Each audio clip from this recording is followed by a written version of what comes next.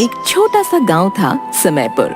इस गांव में सुलेखा नाम की महिला अपने पति मजनू के साथ रहती थी। मजनू सुबह काम पर जाता और शाम को लौटता था।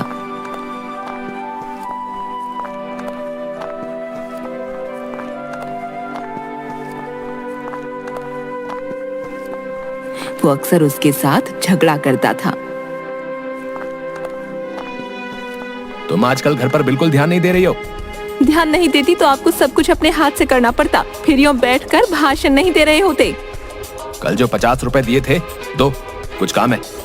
मेरे पास नहीं है। क्यों, कहाँ गए? कल ही तो दिए थे। सामान आ गया, मैं पूरे सप्ताह की सब्जियां ले आई। अरे दिमाग ठीक नहीं है क्या तुम्हारा? हैं? इतनी सब्जियां एक साथ लाने की क्या जरूरत थी? हैं? मुझे तुम कटोरी भर सब्जी नहीं देती तो ये आती किसके लिए है? आपको नहीं देती तो क्या मैं खुद खा जाती हूँ? ये जो तोंद है ना आपकी, ऐसे ही नहीं बढ़ रही।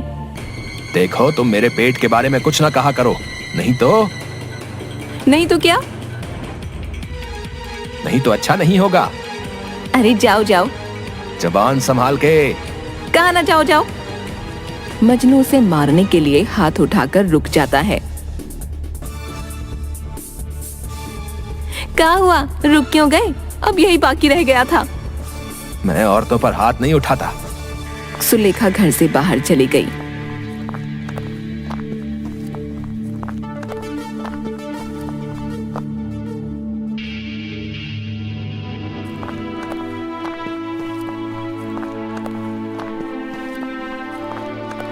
मजनू काम से लौटा तो सुलेखा कहीं नहीं दिखाई दी।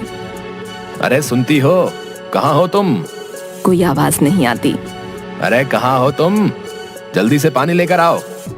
कोई आवाज नहीं आई। मजनू रसोई में जाकर देखता है, वहां भी कोई नहीं था। फिर वो घर के दरवाजे के पास आकर वहां से गुजरती हुई एक औरत से पूछता है, भाभी, आपने सुलेखा को कहीं देखा है क्या? नहीं भैया, मैंने तो उसे आज नहीं देखा। तभी एक आदमी भागता हुआ मजनू के पास आया। भैया, वो भाभी भैया। हाँ भैया, तुम्हारी भाभी को ही ढूंढ रहा हूँ, न जाने इस समय कहाँ गई है। भैया, वो भाभी वहाँ। कहाँ है बताओ। भैया आप चलो मेरे साथ। आप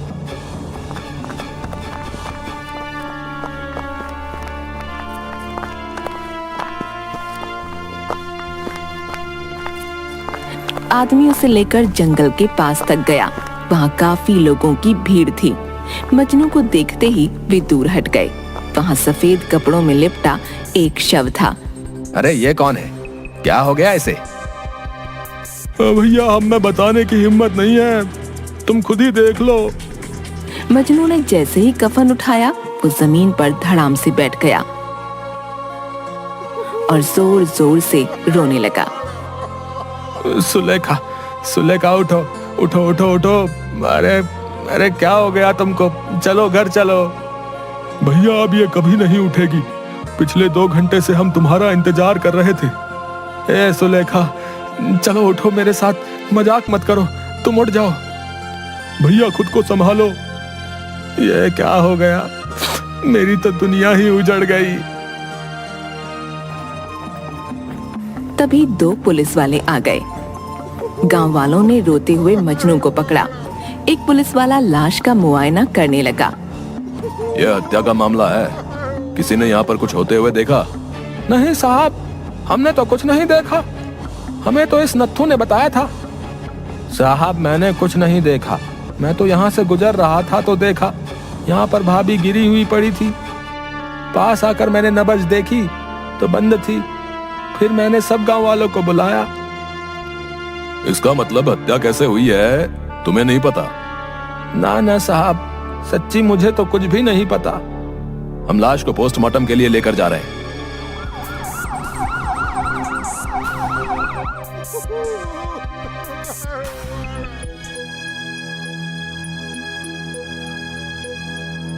अगले दिन एक सिपाही मजनू के घर आया। अरे अचानक क्या हो गया तुमको? तुम मुझको छोड़ के कहाँ चली गई?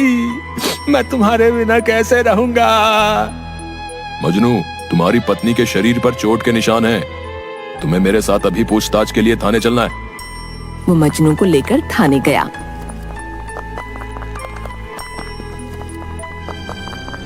हाँ तो मजनू, सुलेखा नाम की जिस औरत की हत्या हुई है वो तुम्हारी पत्नी थी? जी साहब। किसने मारा उसको? किसी पर कोई शक मजनू? जी नहीं साहब, मुझे किसी पर कोई शक नहीं है। पर मुझे तो तुम पर है। सुना है तुम अक्सर लड़ाई झगड़े में अपनी पत्नी के साथ मारपीट करते थे। ना साहब, लड़ाई झगड़ा नहीं, छोटी सी नोकझोंक होती थी। अच्छा, इसी नोकझोंक में तुमने कल अपनी पत्नी पर हाथ उठाया था? साहब भगवान कसम, खाली हाथ उठाया था, मारा नहीं। सच सच बोलो, तुमने ही उसे मारकर जंगल के बाहर फेंका था ना, ताकि किसी को तुम पर शक ना हो। नहीं साहब, मैं ऐसा क्यों करूंगा? अपनी ही पत्नी को क्यों मारूंगा? रोज रोज के झगड़े से तंग आकर तुमने उसे ठिकाने लगाया। नहीं साहब, मैं सच कह रहा हूँ, मैंने नहीं मारा। मुझे तो लगता है ये उस शमशानी काशी का किया हुआ है। उसी की वजह से मेरे घर में रोज रोज झगड़े होते थे। कौन काशी? साहब वो शमशान का चौकीदार है, शमशान में ही रहता है।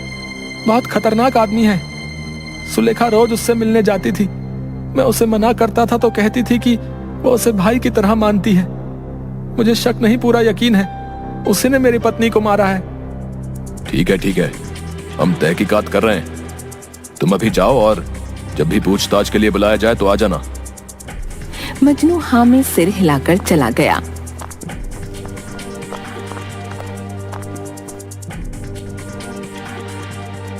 इंस्पेक्टर सिपाही के साथ शमशान गया।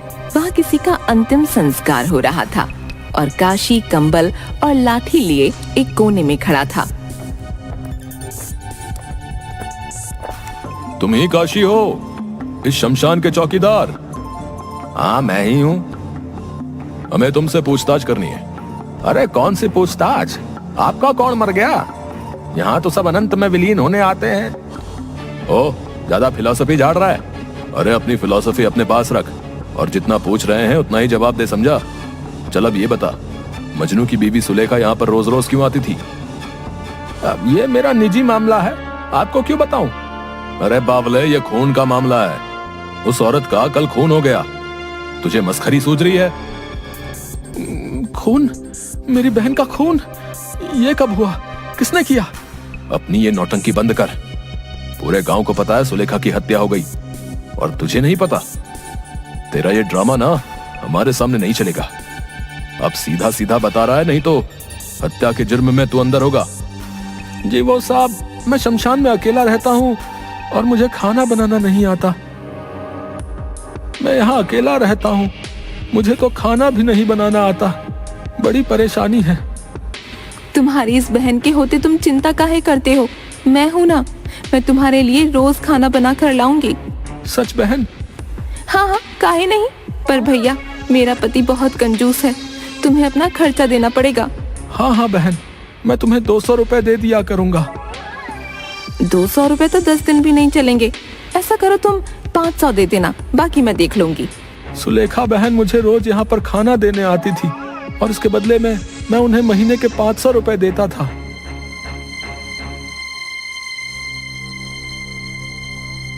मैं कैसे मान लूं जो तू बोल रहा है सच बोल रहा है? मजनू ने तो हमें ऐसा कुछ नहीं बताया। उसे इस बारे में कुछ नहीं पता। सुलेखा बहन ने ये बात किसी को बताने के लिए मना किया था। अगर मजनू को पता चल जाता तो वो ये रुपए भी चुराकर शराब में उड़ा देता। अरे तो हम कैसे विश्वास कर लें कि जो तू बोल रहा है सच बोल रहा है?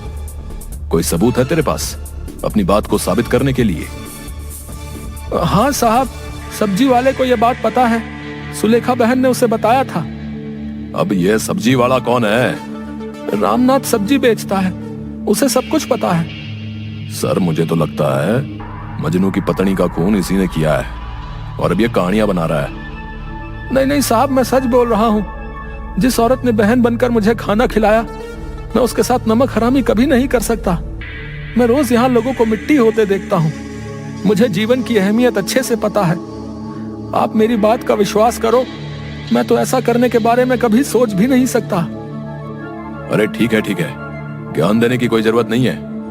हम अभी तहकीकात कर रहे हैं, देखते हैं क्या सामने आता है। लेकिन जब तक हमारी तहकीकात पूरी नहीं हो जाती, सुलेखा का हत्यारा पकड़ा नहीं जाता, तब तक तो इस गांव के बाहर नहीं जाएगा, समझा? काशी हाँ में सिर हिला देता है।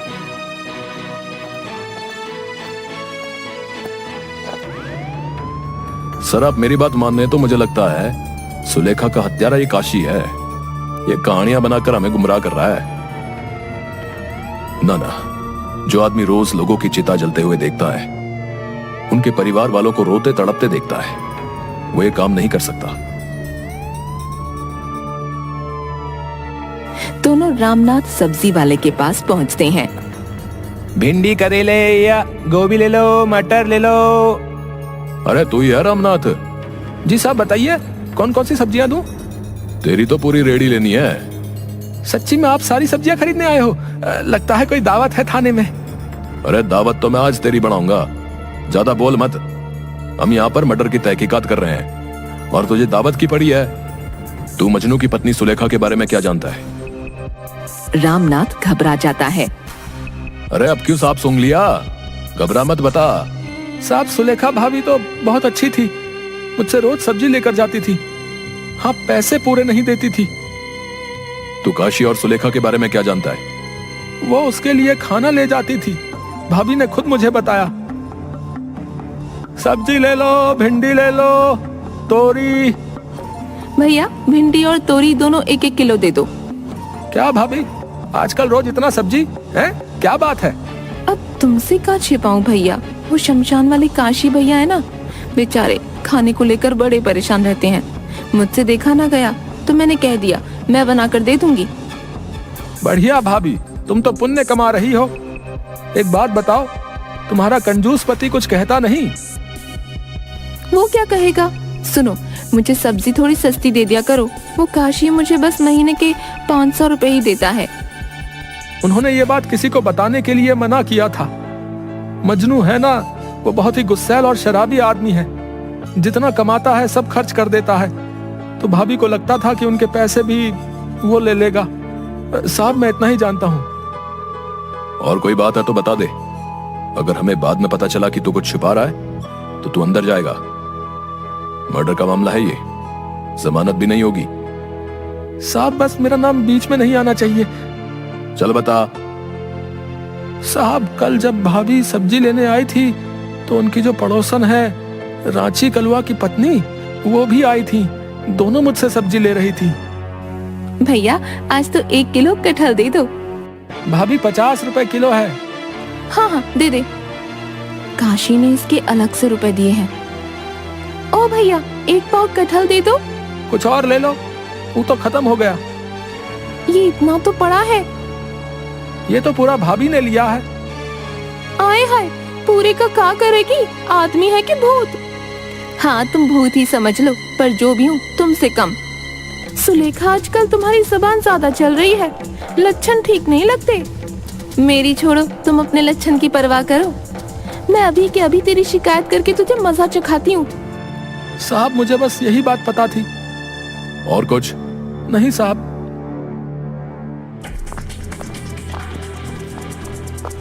इंस्पेक्टर उसे जोर से 3 थप्पड़ लगाता है। खून इसी ने किया है, अरेस्ट कर लो इसे। सिपाही उसे अरेस्ट करने लगा। साहब मुझे छोड़ दो, मैंने कुछ नहीं किया। चल कहानी पूरी कर और सच बता। शायद रांची ने जाकर मजनू से भाभी की शिकायत कर दी और वो वहां आ गया। तुम मेरा पैसा अपने उस भाई पर उड़ा रही हो? मैंने मांगे तब तो नहीं थे। अरे भैया ऐसे काहे बोल रहे हो? काशी तो भाभी को पूरे 500 रुपए देता है। हैं? तुम उससे भी रुपए लेकर खा जाती हो। चलो दो मुझे सब रुपए। ये मेरी मेहनत की कमाई है, मैं नहीं दूंगी। अरे तुम दोनों जाओ यहाँ से, यहाँ झगड़ा मत करो। दोनों में हाथापाई होने पर सुलेखा का सिर सब्जी की रेहड़ी के कोने से टकरा गया और उससे खून की धारा बहने लगी। मजनू ने उसे उठाने की कोशिश की पर उसने दम तोड़ दिया। अरे भैया ये क्या किया तुमने? अरे अरे भैया कुछ नहीं, अभी अस्पताल ले जाता हूँ, ठीक हो जाएगी। तुम अपना मुंह बंदी रखना, इसी में भलाई है। साहब उसके बाद खबर मिली कि जंगल के पास भाभी की लाश। तुमने बात छिपाकर गुनाह किया है, साहब मैं डर गया था, आप बचा लो। अब अपराधी को सजा दिलवाने में हमारी मदद करो। तुम्हें उस मजनू के खिलाफ अदालत में गवाही देनी है। जी साहब, मैं सब बता दूंगा।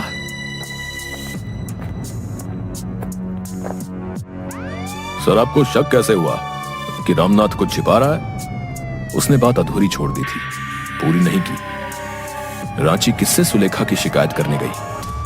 बस इसी बात पर मैंने हवा में तीर छोड़ दिया और वो सीधा निशाने पर लगा। इंस्पेक्टर और सिपाही मजनू को पकड़कर जेल में ले आते हैं। तुझे क्या लगा बच जाएगा? बेटा, कानून के हाथ बहुत लंबे होते हैं, तुम जैसों की सोच से बहुत लंबे।